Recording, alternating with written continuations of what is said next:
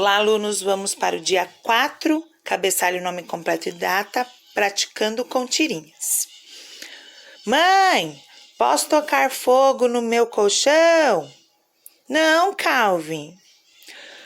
Posso andar de triciclo no telhado? Não, Calvin. Posso comer um biscoito, então? Não, Calvin. Ela está de marcação comigo. Então, vejam, aqui é a tirinha, né? E agora vocês vão interpretar essa tirinha. 1. Calvin, o menino da tirinha, fez diversas perguntas à sua mãe. Qual era a intenção real dele ao fazê-las? Ou seja, ele tinha um objetivo, né? Fazendo esse monte de perguntas a ela. Qual que era o objetivo dele? 2. Explique o que Calvin quis dizer com o seu pensamento. Ela tá de marcação comigo. O que ele quis dizer com isso, com essa expressão? 3. Podemos afirmar que a mãe de Calvin prestou atenção em todas as perguntas que ele fez? Justifique sua resposta. Tá? Então, vocês vão aí ler novamente, né? E interpretar. Para a próxima, gramática. 1. Anote a seguir a explicação do que é uma palavra oxítona. Então, vocês vão explicar aqui o que é uma palavra oxítona. 2. Copie da tirinha as palavras oxítonas acentuadas, somente a que tem acento. 3. Leia com atenção as palavras do quadro a seguir. Então, vocês lerão. Letra A. Copie somente as palavras oxítonas acentuadas e pinte as sílabas tônicas. B. Observe as sílabas que você pintou, com que letras elas terminam, tá? C.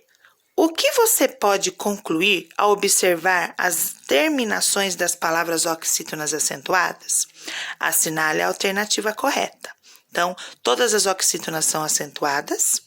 Só são acentuadas as oxítonas terminadas em a, as, es, os, em, ens. Então, vocês, depois de toda a observação que vocês fizerem aqui, vocês vão saber aí qual alternativa assinalar, tá bom? Ainda no dia 4, novamente, cabeçalho, nome completo e data, leitura de frações. Leia com atenção o quadro a seguir. Ele explica como ler as frações corretamente. Então, vamos lá. Denominadores de 2 ao 9. Então, denominador, meio, né? O 2. Quando for o 2, a gente usa meio. Denominador, quando for o 3, terço. O denominador, quando for o 4, quarto. O denominador, quando for o 5, quinto. O denominador, quando for o 6, sexto. Denominador 7, sétimo. 8, oitavo. 9, nono. Tá? Denominadores acima de 10, utilizando a palavra avos. Exemplo: 7 dozeavos, 7 trezeavos. Denominadores de potências decimais. Denominador 10, décimo. Denominador 100, centésimo. Denominador 1000, milésimo. Então, aqui é uma tabela para estudo mesmo. A gente tem que adquirir o hábito de ler. E conforme for fazendo, vocês vão entendendo. Mas aqui, vocês têm que memorizar mesmo, né? Os nomes e entender esse processo aqui, que depois de determinado número, ó, acima de 10, eu vou falar o número, o nome dele, e vou acrescentar a palavra avos, tá? E quando forem potências decimais, daí elas têm os seus próprios nomes, décimo, centésimo, milésimo. Agora é com você. Escreva por extenso como se lê as frações abaixo, tá? Então, vocês vão ler, né? E escrever como se lê na frente. Tudo bem? Bons estudos e até o próximo vídeo. Olá, alunos dos quintos anos, tudo bem com vocês? Vamos ao nosso caderno 19? Então, nome completo, o nome da escola, professor ou professora, caderno 19, referente à semana de 26/10 a 30/10, ok? Essa é a capa que vocês já conhecem. Aqui é a contracapa, né? Onde temos aqui a rotina da semana com os temas de cada dia. Aqui o espaço para possíveis dúvidas e aqui o feedback do professor, tá? Então, começando dia 1, cabeçalho, nome completo e a data. Dia 1, sílaba tônica. A sílaba tônica, observem aqui, ó, é a sílaba mais forte da palavra. Nem sempre a sílaba tônica é acentuada, às vezes há essa confusão, tá? E nós classificamos as sílabas tônicas de uma palavra, que é a sílaba mais forte, tá? De acordo com a sua localização na palavra. Então, vejam, tem as oxítonas, tá? Que é quando a sílaba tônica for a última. Tem a paroxítona, desculpa, quando a sílaba tônica for a penúltima. E nós temos também as proparoxítonas, que são aqui, ó, quando a sílaba tônica for a antepenúltima, tá? Então, voltando um pouquinho aqui, a atividade requer o seguinte: anote os exemplos na tabela a seguir em ordem alfabética. Separe as sílabas. Escolha um lápis de cor e contorne o quadro que traz a sílaba tônica, tá? Então, vocês vão aqui preencher com as palavrinhas, ok? E vão contornar o quadro que traz a sílaba tônica. Tudo bem? O mesmo vocês farão com a paroxítona, certo? E o mesmo vocês farão com as proparoxítonas. Aqui, ok? Atividade complementar. Observe as palavras da tabela. Identifique a sílaba tônica e faça um X na classificação da palavra de acordo com o que você descobriu. Então, por exemplo, aqui, né, essa palavra, ela é o quê? Ela é oxítona, paroxítona ou proparoxítona? Então, vocês farão um X na classificação dela, tudo bem? Olha o que a Pro já comentou com vocês. Atenção, nem sempre a sílaba tônica é acentuada. Observe alguns exemplos de palavras com sílaba tônica não acentuada. Então, vejam, estrela, a mais forte é o tre, não tem acento. Caju, janela, anel, né? Então, o né aí é mais forte, tá?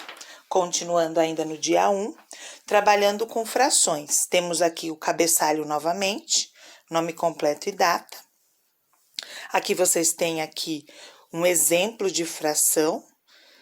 O número acima é o numerador e o número abaixo é o denominador, ok? O numerador, parte considerada do inteiro. A quantidade que foi dividida, que foi consumida, tá? Denominador, número de partes em que o inteiro foi dividido, tá bom? Então, aqui o denominador é o número de partes que foi dividido o inteiro. Temos aqui mais exemplos e aqui a atividade. Escreva a fração correspondente. Então, considerem aqui a quantidade do inteiro, que é o nosso o quê? Denominador, né? Que vem abaixo. E acima, a quantidade utilizada, a quantidade pintada, que é o denominador, certo? Então, vocês vão escrever as frações aqui na frente, da A, da B, da C e da D. Então, bons estudos e até o próximo vídeo. Vamos lá, alunos, continuar. Então, dia 2, cabeçalho, nome completo e data, pintando a sílaba tônica. Marcos quer ter uma pipa bem bonita e colorida. Você o ajudará a decorá-la. Para começar, monte uma legenda de cores para a classificação de sílaba tônica que aprendemos recentemente. Então, vocês vão aqui escolher uma cor para cada sílaba. Vão pintar, por exemplo, escolhi o amarelo para oxítona. Então, eu vou pintar todas as palavras na pipa oxítonas da cor amarela. E assim por diante. Quando vocês terminarem, vocês vão escrever aqui todas as palavras pintadas, que são oxítonas, todas as paroxítonas e todas as proparoxítonas. Podem separar as palavras com o hífen, que é o tracinho, ou com sílaba, com vírgula, desculpa. Agora vamos para a próxima. Ainda no dia 2, cabeçalho com nome completo e data, pincelando frações.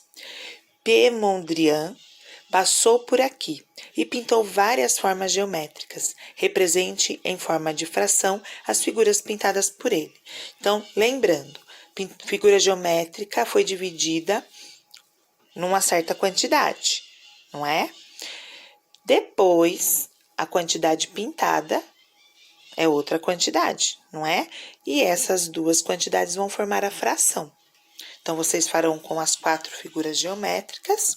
E aqui tem uma curiosidade. Você sabia?